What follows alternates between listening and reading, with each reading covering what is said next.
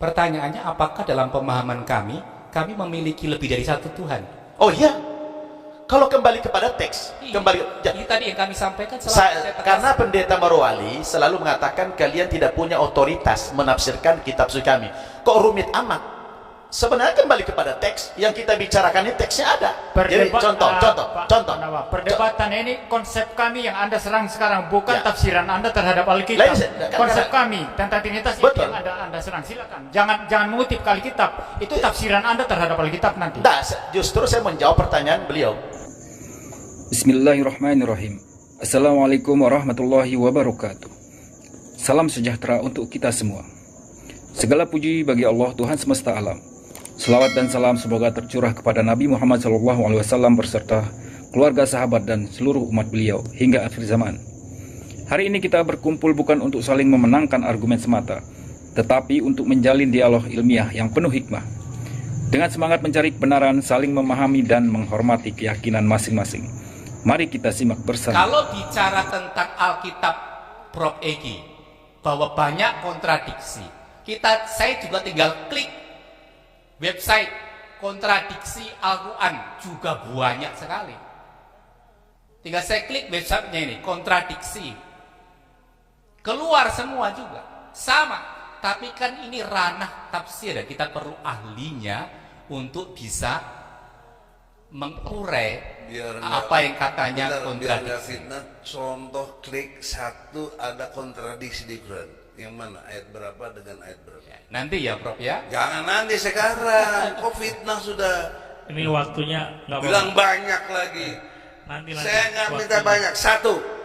Siap. Buktikan. Yang mana? Coba. Siap. Mana Ya, coba? nanti. Oke. Nanti. Tunggu 1 menit, lanjut Pak. Oke. Saya membaca artikel jurnal, katanya juga tauhid tidak ada dalam Al-Quran. Katanya, saya nggak tahu ya, tapi saya baca artikel jurnal ilmiah nih. Begitu. Tauhid. Istilah tulisan, tauhid ada di Al-Quran, begitu Prof. Satu tunjukkan ayat Iya, yang kau bilang kontradiksi. tapi Anda sudah ditarik dia minta pernyataan. maafin gitu loh. Oke. Itu Islam. Anda kurang jelas tadi itu apa yang dia maksud itu. Semua melibatkan interpretasi. Kalau kami mau sebagai orang Kristen mencari-cari begitu saja kontradiksi Al-Quran, Ya. itu mudah didapatkan, tapi Oke. itu interpretasi yang menurut Kristen yang Anda tidak terima begitu. Jadi ini masalah interpretasi, bukan masalah menghina.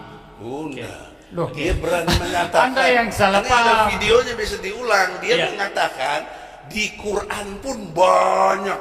Iya, karena dia Kontradiksi. bicara interpretasi tadi, Pak, menanggapi Ya, itu lanjutkan tadi. pertanyaannya. Ngeles lagi. Ya, silakan lanjutkan pertanyaannya. Itu gentle. Begitu. Kalau orang salah gini, lu jangan banyak retorika. Bukan salah, tapi memang harus menjaga. Oh, enggak. Enggak. Nah, kalau nggak salah, buktikan satu ayat. Ya? Yang kontradiktif. Loh, Bukan. Buktikan satu ayat yang kontradiktif. Ya, kembali dong. Lu kan Kembali Prof. dokter juga. poinnya tadi bukan masalah menunjukkan kontradiksi, Bukan masalah. masalah interpretasi. Jadi gini. Enggak. Tua, Enggak, bukan. maksudnya tadi gini. Saudara-saudara tadi, Pak Ustadz Udah, Nababan lanjut, minta maaf dah. Profesor Egi tadi itu membicarakan Alkitab yang menurut saya ilegal interpretasinya. Nah, menanggapi itu Dr. Moses mengatakan, kami pun kalau mau bersikap seperti itu, kami cari-cari, ya ini kontradiksi, bisa aja kan begitu. Oke, baik. Itu Ini maksudnya. Sebentar. Itu Lanjut, maksudnya. pertanyaan. Saya memberikan kesempatan terbuka supaya clear. Tolong ditanyakan kepada kami tadi. Kita siap, kan sama-sama siap dikritik toh. Ya, baik. Silakan ditanyakan nanti. Kan ada waktu bertanya nih. Saya minta menunggu pertanyaan daripada Dr. Moses, di mana ayat-ayat yang kontradiksi di dalam Al-Quran. Kan dari tadi ayat. Baik. Satu Oke, aja oke. nggak apa-apa. nggak apa-apa. Maaf, Ya, harus silakan. kembali ke moderator lagi. Ya, baik. Ya. Waktu pertanyaan sudah selesai 10 menit. Sudah, Bang. Bang, Prof, Prof. Udah ngakui salah. Mestinya jujur kalah gitu loh. Ya, itu tidak salah dalam arti dalam saya menyampaikan mungkin Ya. saya dalam membahasakannya mungkin akhirnya bisa disalah tanggapi, tetapi saya tidak punya maksud untuk yang seperti dimasukkan oleh Prof. Egi. Bapak Prof. Egi. Kalau gitu dengan jujur dan rendah hati saya nanya, apa yang Anda maksud banyak kontradiksi dalam Al-Quran?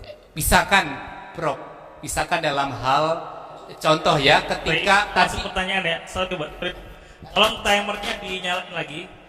Waktu sini sudah selesai. Sekarang silakan Anda bertanya ya, tentang tadi kontradiksi. di awal kita diskusi Nah, sesi itu tadi kita sudah mendengar pemaparan dari kedua pihak dengan berbagai sudut pandang. Tapi diskusi ini belum berakhir. Masih ada banyak hal yang menarik yang akan dibahas. Mari kita lanjutkan ke sesi berikutnya. Dan tetap stay di channel ini. Yuk kita dengar dan saksikan lagi. Prof. Let's go. Egi sempat mengatakan bahwa seringkali kalau ada teroris yang disalahkan Islam, itu yang bagi saya Itu terorisme. ya itu maksud saya berarti kan karena ada ketidakpahaman dalam memahami atau salah dalam memahami sehingga akhirnya mengklaim kalau teroris pasti Islam. Itu yang saya tidak mau, karena memang belum tentu teroris itu adalah umat Islam. Itu contoh bukan ayat Quran. Mana ayat Quran yang kata lu ada kontradiksi? Bukan begitu, Prof. Belok balik aja, Bro. Jadi ya oke lah, dalam arti maksud saya bukan demikian. Ya, Tidak, kalau bukan demikian, lu cabut statement bahwa Tidak perlu cabut tidak ada statement. Saya kontradiksi. paham betul. Dia tidak salah. Gini loh. Ini nggak jujur. Begini loh. Lo ngaku intelektual, tapi lo nggak jujur, lo nggak benar, lo Saya nggak adil. jujur. Saya jujur. Gini loh Pak. Jujur apaan? Pak Profesor gini. Bang, Anda waktu Anda tadi boleh itu tanya mana bahas kontradiksinya. Alkitab. Maaf, saya ambil alih. Udah, Silakan ini waktu tunjukkan gue lo kontradiksinya. ambil lagi. Anda punya Tidak 10 relevan itu. Tidak menit. relevan. Anda tadi mengatakan Justru lo yang nggak relevan. Tidak relevan. Bang, cabut, Begini. Bang. Begini. Mic-nya Mas, tolong Mas, mic-nya Mas. Udah deh, Saya jelaskan dulu Udah, Pak. udah Pak, kita saya jelaskan sudahi. dulu. udahlah. Nanti kita masih Enggak, pertanyaannya tadi belum dijawab, belum kami jawab.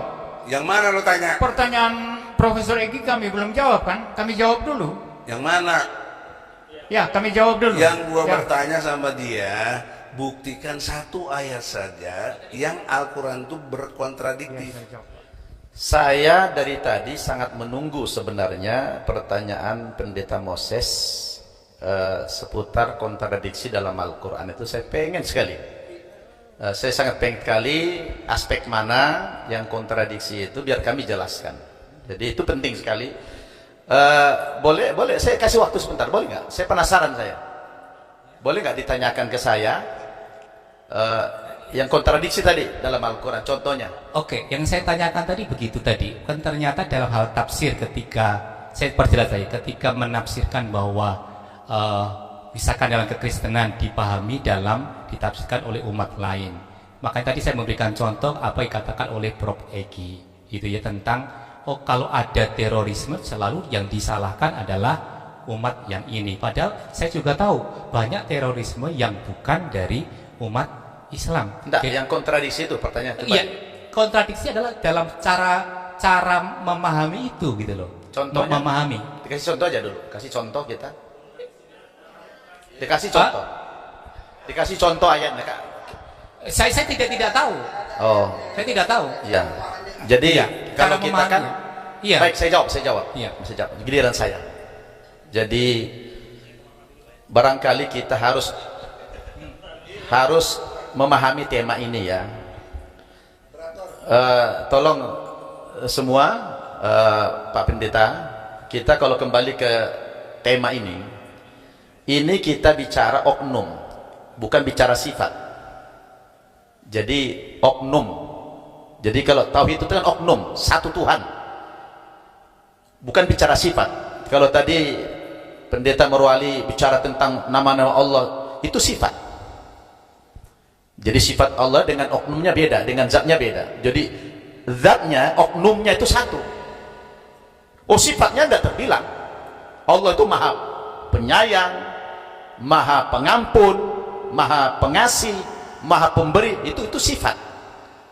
Yang kita bahas ini adalah bagaimana melogikakan tauhid. Oh, cukup dekat Tuhan satu, kan itu. Boleh nggak saya potong Pak tanya? Yes, boleh nggak apa-apa. Yang ingin saya tanyakan, kalau itu sifat, kalau hanya satu saja, tidak ada yang lain sejak kekal, hanya satu saja, Satu oknum. saja, bagaimana yang maha kasih dan maha adil itu direalisasikan? Baik. Jadi, kembali saya ke tema ini. Saya tadi bikin satu analogi. Memahami konsep satu Tuhan. Jadi, tadi dibilang, oh di dalam Al-Quran tidak ada kata tauhid. Kan gitu. Tauhid itu dari kata wahid, artinya satu. Itu kan bahasa Arab aja. Itu kan persoalan bahasa. Ya. Tauhid sama dengan kalimat wahid, satu. Wahid itu satu. Jadi berarti tunggal, esa, gitu kan? Nah, sangat logis kalau Tuhan satu, dan sangat irasional kalau Tuhan lebih dari satu.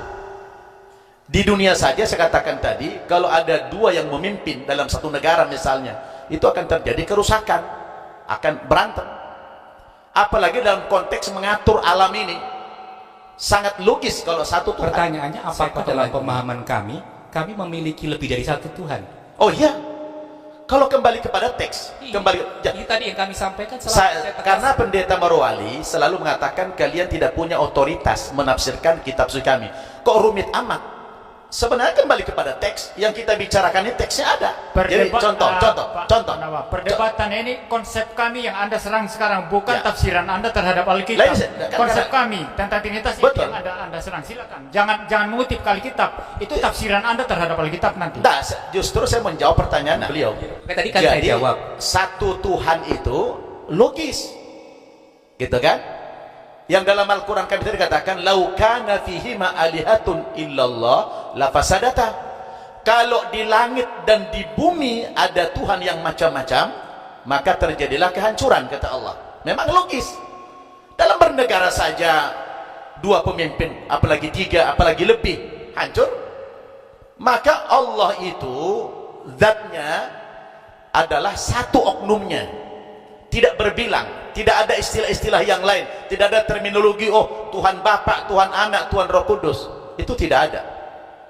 Jadi mudah sekali. Maka kalau Anda membaca Al-Quran kami terbuka dibaca Al-Qurannya, dan terbuka untuk ditafsiri, asal punya otoritas kemampuan bahasa, karena Al-Quran kami berbahasa Arab. Jadi terbuka, tidak ada pelarangan. Orang Kristen tidak boleh belajar dan menafsirkan Al-Quran. Boleh, kalau punya kemampuan di bidang itu, silakan, terbuka kok, gitu kan? Jadi mau tanya? Jadi pertanyaan saya tadi, Pak, bagaimana yang satu itu bagaimana yang satu itu bisa merealisasikan sifatnya yang maha kasih dan maha adil? Karena kan satu, tidak ada yang lain nih. Iya. Satu pribadi tadi itu, Kan satu oknum tadi. Kan Tuhan itu maha segala-galanya. Ya, bagaimana realisasinya? Ya ini kita sekarang Allah maha kasih. Ya ini kita dapat rahmat. Ya. Kasih Allah. Demikian acara debat lintas agama untuk kali ini. Di sini kita bisa mengambil pelajaran bahwa perbedaan keyakinan itu adalah sesuatu yang lumrah. Dan tidak semestinya kita saling memaksakan keyakinan antara pemeluk agama yang satu dengan agama yang lainnya. Namun hanyalah sebagai lahan diskusi biasa yang tidak melanggar batasan-batasan toleransi antar umat beragama.